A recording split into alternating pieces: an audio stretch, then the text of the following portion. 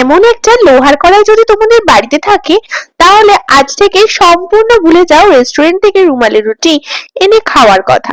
হ্যাঁ হ্যাঁ, ঠিকই শুনেছো, সম্পূর্ণ ভুলে যাও।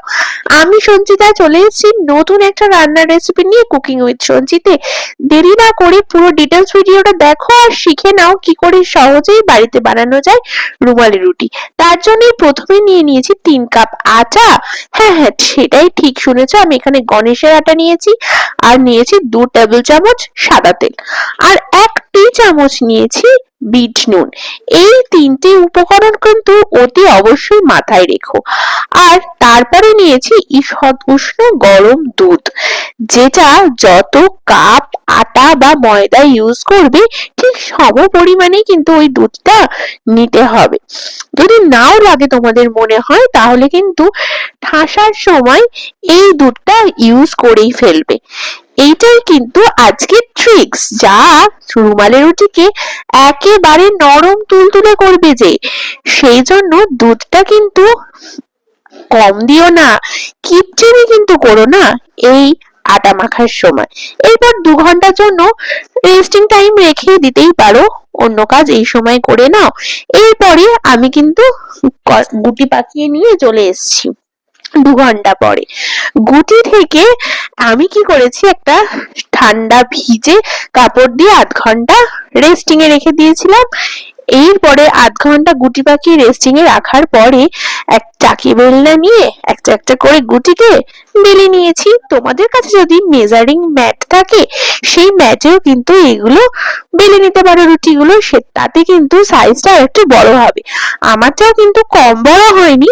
যাই হোক, আর একটু বড় যদি তোমাদের রুমালি রুটি ভালো লাগে তাহলে সেটা ট্রাই করতেই পারো, আমার কাছে ছিল না তাই আর করিনি।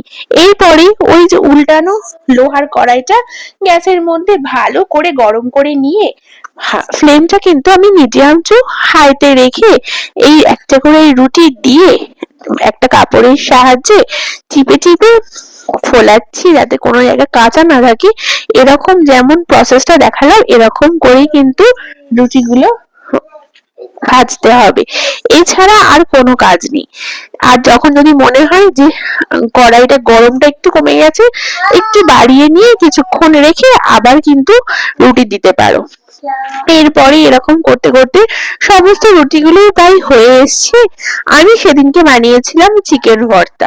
চিকেন ভর্তার রেসিপিটি তোমাদেরকে চ্যানেলে আগেই আছে, আমি সেরকম হলে ডিসক্রিপশন বক্সে ওই চিকেন ভর্তার লিংকটা দিয়ে দেব, তোমরা দেখে নিও। সেটাও কিন্তু ছিল একেবারে ক্রিম ছাড়া কি করে সহজেই হাড়ওয়ালা মাংসকে বোনলেস করে চিকেন ভর্তা বানানো যায় তার রেসিপি, সেটাও দেখতে পারো। সব সময় তো বোনলেস চিকেন নিয়ে এসে চিকেন ভর্তা খাওয়া হয় না, সেটা খুব সহজেও হয়ে যাবে। অনেক সময় ফ্রিজেও থাকে চিকেন, সেগুলো দিয়েও করে ফেলতে পারো, যেটা আমাদের জন্য খুব সহজ। কেমন লাগলো এই রুমালি রুটি সেটা কিন্তু আমাকে কমেন্ট বক্সে জানিও। তোমাদের এই ছোট ছোট টিপস দিয়ে তোমাদেরকে কিন্তু আমি সাহায্য করি আর রান্নাগুলোকে আরো সহজ করে তুলি। তাই জন্য আমার চ্যানেলটাকে সাবস্ক্রাইব করতে কিন্তু ভুলো না, পাশে থেকো আর পরবর্তী ভিডিওর জন্য অপেক্ষা করো। Thank you.